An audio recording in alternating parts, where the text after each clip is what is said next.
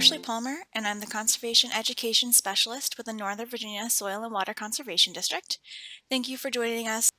Today we're going to be learning how to compost your food waste. We'll be talking about basics of composting, different kinds of composting that you can do both outside and inside, and some of the best practices that you can use while you're preparing to compost. Here's my introductory slide. I do work for the Northern Virginia Soil and Water Conservation District. I'm our Conservation Education Specialist, and my role is to manage our social media, our website, our education programs, and our outreach programs. I have both a Master's and a Bachelor's of Science in Environmental Science from George Mason University. I just graduated recently. I graduated actually in December with my Master's, so I'm still riding on that high. And the question I get from I think every student I've ever presented to are, what kind of pets do you have? So I always share that I have a cat, I have a turtle, I have a hermit crab who normally lives in our office, 3 honeybee hives with about 100,000 honeybees, and a worm composting bin, which is also living in our office right now. So firstly, we can't talk about best ways to compost without talking about what compost really is. And the definition for compost is going to change a little bit, depending on who you talk to.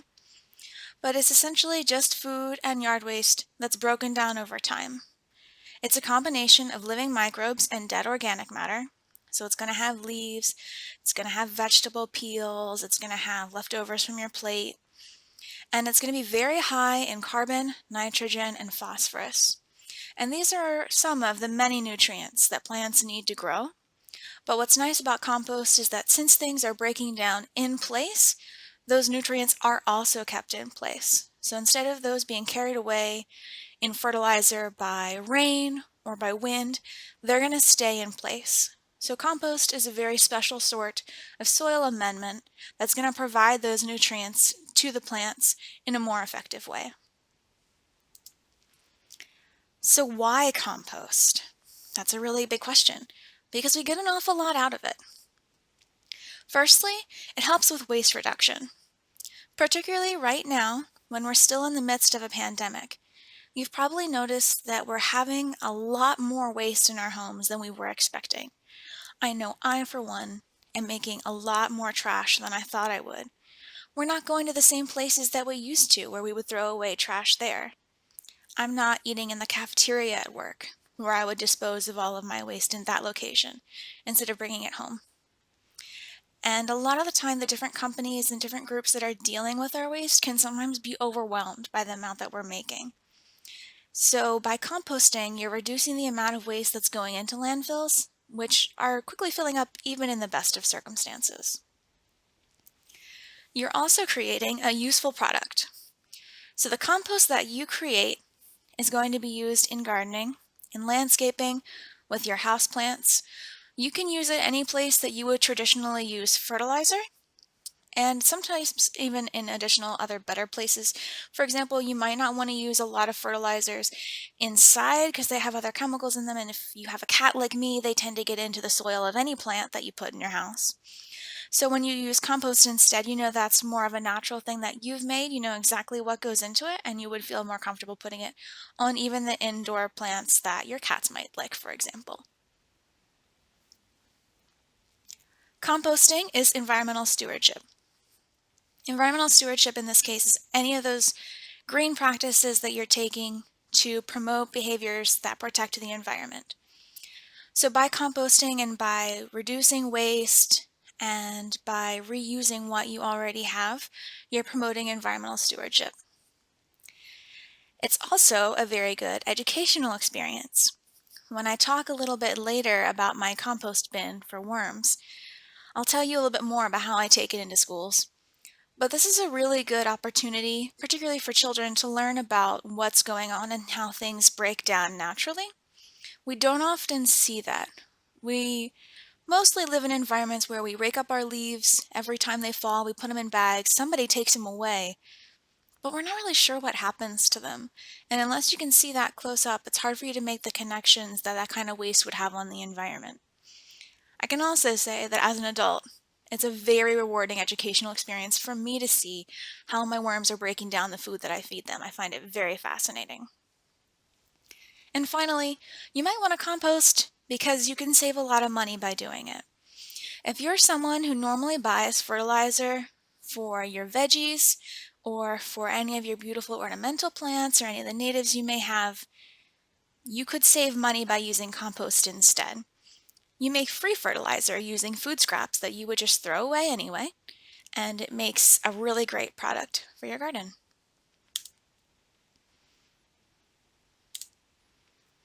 So I'm going to first talk about outdoor composting before I talk about indoor composting. A lot of people are very familiar with outdoor composting, so I find that this is a great place to start. There are a couple different ways that you can do outdoor composting, and basically the idea is just the different container that you might use. So a holding unit is more of a place where you just throw away your excess food waste and your leaves, and you just wait. It'll become compost eventually. Turning units are more of an organized process where you're turning and rotating that compost to create the material. And an enclosed bin is set up so that you can have traditional outdoor composting, but it'll be a little bit more protected from the elements and any pests you may be concerned about. So let's look at each one a little bit more closely. Firstly, a compost holding unit. This is what a lot of people think of when they think of composting, just kind of a place to toss that extra waste.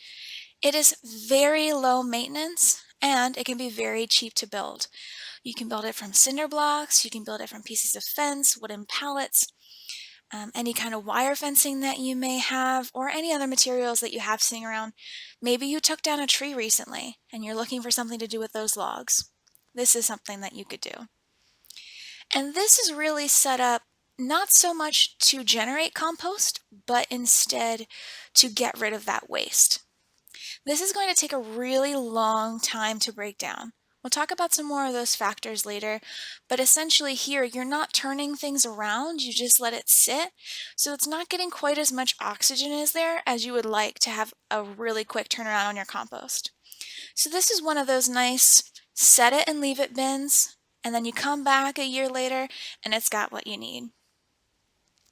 What's also nice is that because you have it protected by these walls and because it's taking a little bit longer to break down, you have fewer pests with this sort of setup. This is an example of a compost turning unit.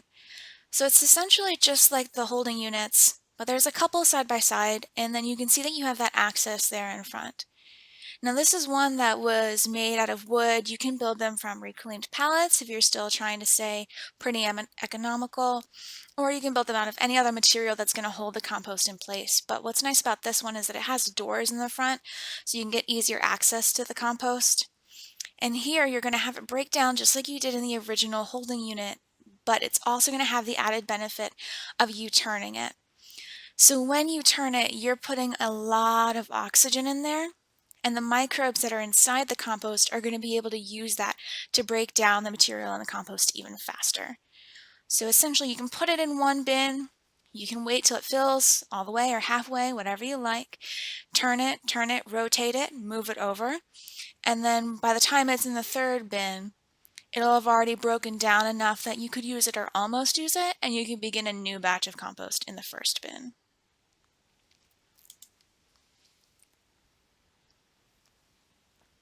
These are examples of compost enclosed bins. These are a really good option for when you're looking for outdoor composting, but you have a smaller area or you're particularly concerned about pests. These you can also build at home if you're looking again for that economical option, or you can purchase them from a lot of home and garden centers. I believe I saw them at both Lowe's and Home Depot this year, and both of those places do deliver as well. There's also a lot of garden centers, probably near you. We've got a lot of them in Northern Virginia and a lot in Fairfax County. So you can take a look at what they offer and what might be a really good fit for you. You can also just build one at home with a garbage can. And so for that, you would just need to drill aeration holes all around the bin. So that way there's still enough air getting inside that everything can break down a little faster. All of these holes are pretty small, so it's going to be really difficult for rodents or other pests to get in there and eat the scraps. And this is also nice because you can put it a little closer to your home, or you can kind of disguise it in your decor. So if you have an HOA that's not really happy about you having a compost pile out back, this might be a good option. The Northern Virginia Soil and Water Conservation District does composting workshops. Unfortunately, we haven't been able to offer one for a little while, simply because we haven't been able to get close enough to each other to build our compost bins. But the bins that we have are large pickle barrels. They're 55-gallon pickle barrels that you build a wooden stand for, so they're elevated and they can turn, and they have aerated holes like this as well. So this is the kind of compost bin that I would recommend if you're getting kind of new to composting and you wanted to make your product a little bit faster. So here are my tips and tricks and keys to success with outdoor composting. The 4 big things you're going to need are a proper C/N ratio, and that's the amount of carbon to the amount of nitrogen that's in your compost, proper moisture and oxygen in your compost, heat, and using the appropriate material size. Before I move anywhere else, I do want to say, you can put a pile of leaves, kitchen waste, grass clippings in a pile and it will decompose, I promise you that. But this is not really a webinar where I'm teaching you how to throw your kitchen waste into a pile. We're trying to see, how can we make that compost a little bit faster? How can we build this product and get it out there so that way we can have it for our gardens? So don't worry about doing it wrong. You can put any of this outside and don't worry, the composting will happen. But if you're trying to speed it up a little bit, these are some ideas. Firstly, we want to keep a really good carbon to nitrogen ratio, and that's the ratio of carbon to nitrogen in the compost materials.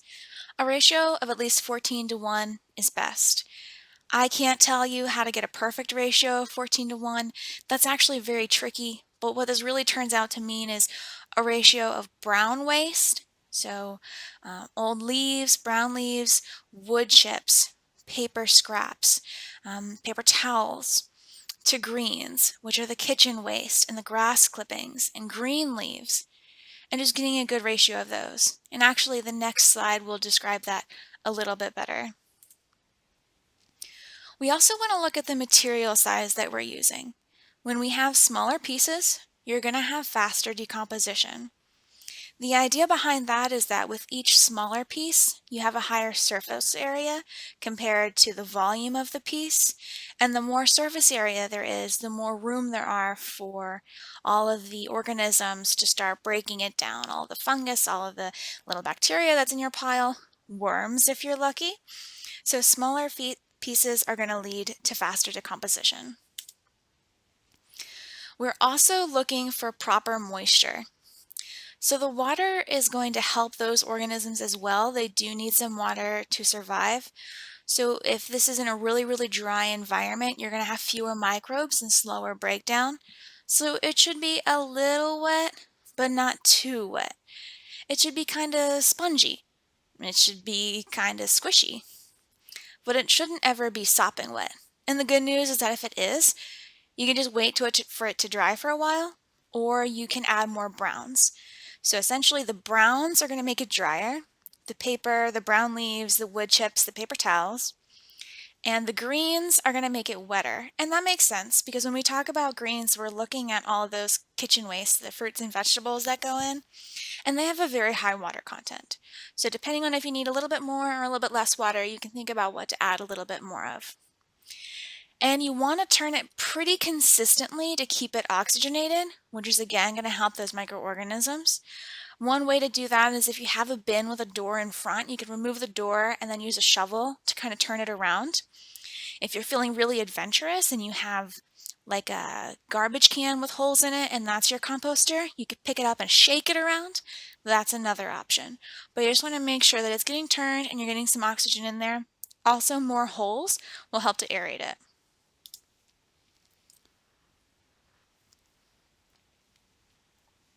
You also want to have a pretty hot compost pile. The hotter the pile, the faster the decomposition. Essentially, the hotter it is, the more you're going to activate that microbial activity and it's going to start to break it down faster.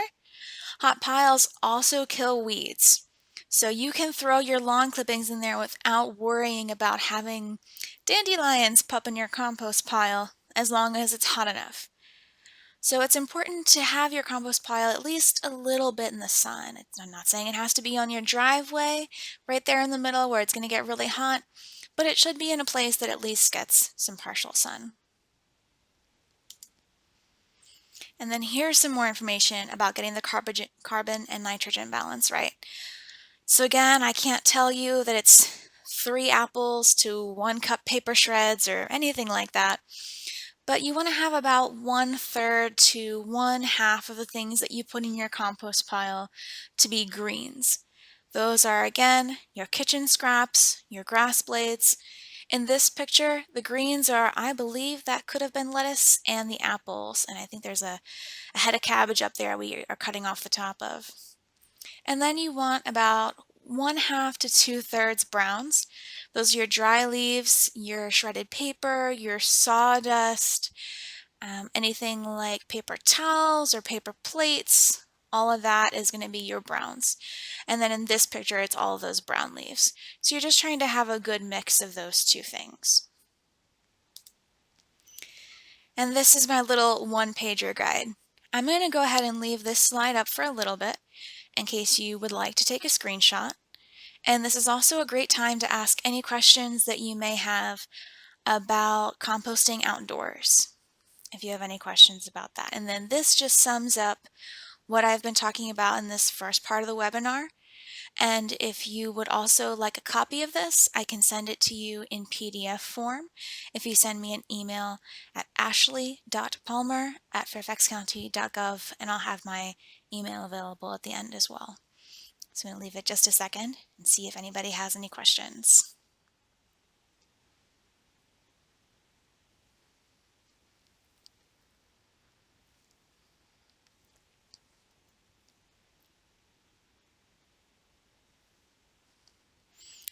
Alrighty, so if not, let's go ahead and talk a little bit about indoor composting. So when you talk about composting indoors, there's 2 different big tools that you can use. You can use a garbage can bioreactor. I'm going to tell you it's basically the same thing as the outside garbage can, but with fewer holes. Or you could use a worm composting bin. In the garbage can bioreactor, it's not quite as messy as that little icon makes it seem. It looks a lot like the white one over here to the side.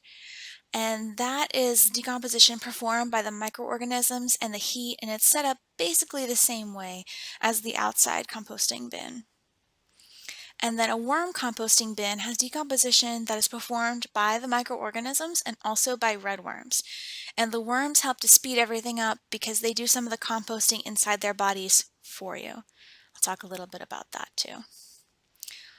I got a great question about composting meat scraps. We can't compost any meats. There's a couple other things that you shouldn't compost.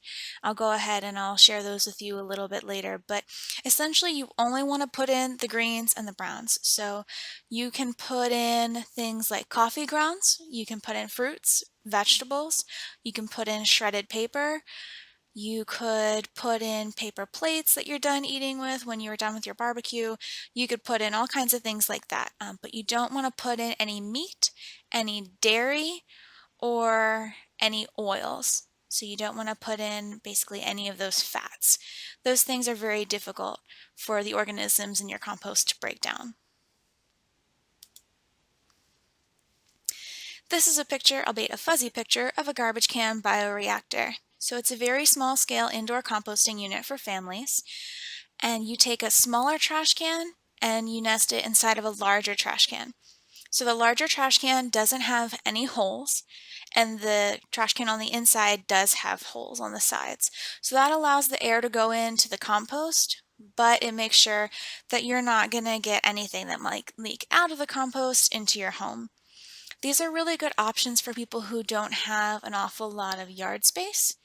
We're talking about some of the people who might have condos or apartments or townhomes that don't have a lot of yard space. This is also something that you could put into your garage. So that way, middle of winter, we got a foot of snow on the ground and you don't have to go outside to get rid of your food waste. This is an option there. What's also nice here is that it allows for the collection of something called compost tea. Compost tea is a very nice name for the excess liquid that's going to come out of your compost. So if it is a little bit too wet, and then even if it's not too wet, even if it's still spongy like it's supposed to be, over time there's going to be this leachate, this material that leaks out this extra liquid. When you have your compost outside, that's just going to go into the ground, not be a big worry. But inside, it's going to go to the bottom of this can. You can actually collect that, and it is a very, very nutrient-rich water. So you can take it and dilute it 1 to 5 or 1 to 10 with water, and you can pour that over your plants. Particularly your indoor plants would do very well with the extra nutrients that come off of that. And then we get to worm composting. Worm composting is so cool, it has its own name. It's called vermicomposting, and vermi being from the Latin word for worm. So in this type of composting, we use worms to recycle food scraps and other organic material into valuable compost. And here's a little bit more on how that happens. So inside the bin, the worms eat the food scraps, and then as they digest it and it goes through their body, they break it down. But they don't have very efficient bodies, so as they're breaking it down, they don't take all the nutrients out of it. So essentially, they've done the composting for you. They squish it down, they make it smaller, they keep the nutrients. The compost then exits the worm as waste, and you can use that compost as a fertilizer on your plants just like you would traditional compost, but it breaks down much faster. When you have an outdoor compost pile, it can take weeks or sometimes months for that to break down. If you have a worm bin, I've never put any piece of food into the worm bin that lasts longer than 2 weeks. So your mileage may vary, but they break it down very quickly. And so here are some keys to success with worm composting. There's a really beautiful worm composter here, this image to the left, which is red and it has a little spout to get all that excess water out the bottom. This looks really nice. You can buy these from Amazon, lots of other online retailers, or sometimes you can find them in home improvement stores like Lowe's and Home Depot or at other garden centers. They tend to be a little bit more expensive. I am going to have on the next page a more economical option, which is the one that I use, and I just use 2 plastic bins for these guys. But they have a very similar tips and tricks as if you were doing it outside. For the keys to success here, we talk about material layering, using not only the right materials, but in the right spot, using the right worms, and again, providing heat and appropriate drainage if you have excess water. So first, with these guys, we need to look at where they're going to live and what they're going to eat. So with the worms, because we do have organisms in there, the browns, the cardboard, and the paper are not going to be eaten by the worms, but they are going to be the bedding layer for them to live in. And then they have a food layer to snack on, which are going to be those greens. So you will find with worm composting that the greens are going to break down a lot faster than the browns because they don't eat the browns quite as often as they eat the greens. But you want to try and have levels of those so that they have places to live and things and places to eat. We want to provide proper drainage. If you have extra water in your compost pile and you give it long enough outside, it's going to eventually evaporate and it's going to drain either it's going to evaporate or it's going to drain into the ground. Here where you've got these worms inside, you want to make sure that you are not going to have too much water in there because desaturated conditions will kill the worms. It'll be impossible for them to live in that environment. So worm composting containers have a lower tray that collects the leachate. So in this picture here, hoping you can see my icon, here is the tray where we're going to collect that extra compost tea. Again, very nutrient rich, very good to use. But that's down here, and then we're going to have a tray probably of greens, bedding, and more greens for the worms. And then you have to have the right worms. So when I talk about worm composting, a lot of people imagine the big earthworms that we find in our yard or the ones that we see on the sidewalk after a rainstorm. But those guys actually live in very different places than these worms do. So those earthworms normally live much deeper underground, and they're not used to breaking down food in the same way that we want these worms to. So these worms are called red wigglers, and they are very cheap. I think the last time I got them, they were about $10 for a pound of worms. So that's quite a lot of worms, and you don't need all that many to get your compost bin started because don't worry, they will make more worms. So you shouldn't use earthworms from the garden. You should use red wigglers.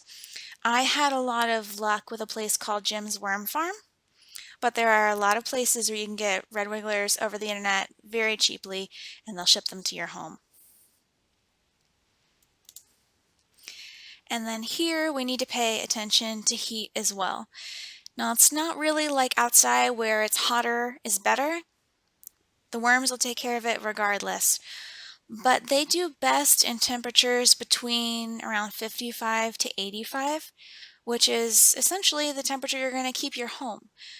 Probably right in the middle of that range, actually. So that's why they do really well indoors. They can also be kept outside over the summer. If it's too hot, if it's above that range I just gave, they should still be fine. But if it's too cold, they will die. Red wigglers cannot survive our cold winters unprotected.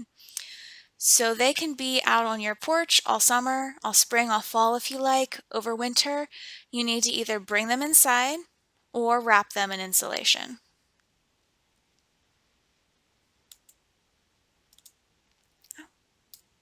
Sorry about that, we skipped a little bit. So we also have a brochure for worm composting and a general how-to for setting up your own worm compost bin. So I'll stay on this slide for a little bit in case anyone wanted to take a screenshot again, and then I'll move to the next slide, which is the other side of this composting guide. And then here's where it has some of those notes about what you can feed them. Ideally, you should be able to feed your worms or any compost pile tons of fruits, tons of veggies, coffee grounds are good, tea bags are good. With worms, you have to give them citrus fruits, onions, and starchy foods in moderation. Essentially, you can't feed them only potatoes or only lemons or only onions, but those things are things that can be tossed into your outside compost bin, no problem. And then you should never put into any compost bin meats, oil, or dairy. So no chicken, no yogurt, in case you wanted to put that in your bin, none of that, and no oils. So if you were cooking and you have oil scraps, this is not the way to dispose of those. Particularly for the worms, you don't want to give them spicy foods either. They have a rather delicate palate, and you don't want to dispose of your animal waste in there. You can dispose of your animal waste in a traditional compost pile, one that's outside. So if your dog normally goes in the yard and you've been looking for a place to get rid of that, you want to scoop it up and put that in your pile, that's an option. It doesn't get rid of the odor, but it will break it down. And so here's the other side of that again if you wanted to take a screenshot, or if you would like a copy of this, I'll have my email at the end of the PowerPoint. You can just let me know. This is the same setup that I have for my worm compost bin. So you need 2 plastic bins. You can get them pretty cheaply. And then the other things that are pictured here is you need the drill to drill the holes in the bin. Those little white rods underneath the drill are the posts to elevate the bins from each other. And then you need your food scraps, your worms, and your browns. So in this case, paper. So for one of the bins, you drill holes all over it, tons of holes. Drills holes for drainage, holes for extra air to go through, and then you put the bin with holes in it into the bin without holes in it, and you put it up on those stilts so that way it's still not sitting in extra water. And then the extra water that's going to be at the bottom is going to be the compost tea, and then you'd make the layers of the bedding and food waste, add your worms, and they will take care of the rest. Once you have a setup like this, It's very easy to care for. You just add the food whenever you have it, essentially. So whenever you have those kitchen scraps, you can use those. Just put them in there and the worms will eat it up. We have our worm composting bin actually at our office at the Harity building. And there are a lot of people that work on my floor who don't even know that the worms are there because I keep them in our kitchenette and I keep them tucked away and they don't have any odor at all.